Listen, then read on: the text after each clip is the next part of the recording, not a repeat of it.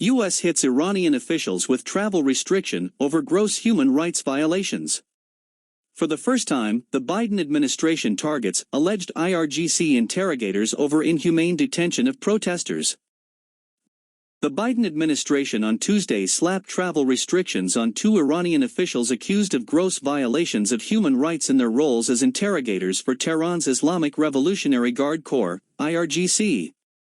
Ali Hemmatian and Masoud Safdari and their immediate families are barred from entering the United States for their alleged involvement in torture and/or cruel, inhuman, or degrading treatment or punishment of protesters detained during the 2019 to 2020 demonstrations that swept across Iran, according to a statement by Secretary of State Antony Blinken.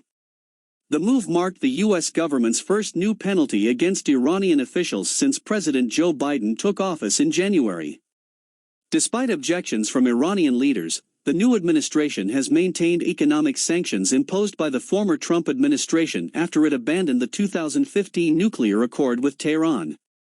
American officials on Tuesday offered no insights as to why the alleged IRGC interrogators were being hit with the travel bans now.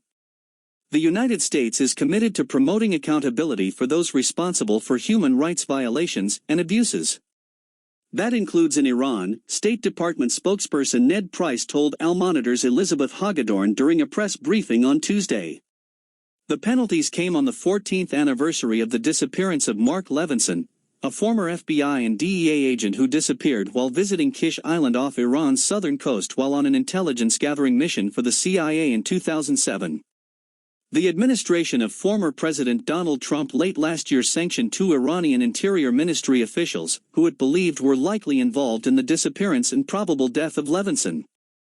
The new travel restrictions also come as the Biden administration is increasingly signaling disapproval for Tehran's posturing ahead of a planned return to negotiations to revive the 2015 nuclear deal known as the Joint Comprehensive Plan of Action.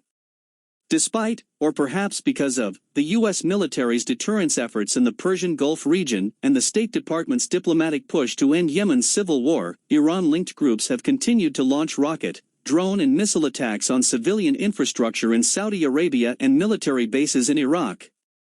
Biden administration officials have stopped short of directly implicating Iran in the attacks, but have warned that Tehran will be held accountable for the actions of its proxy militias in the region.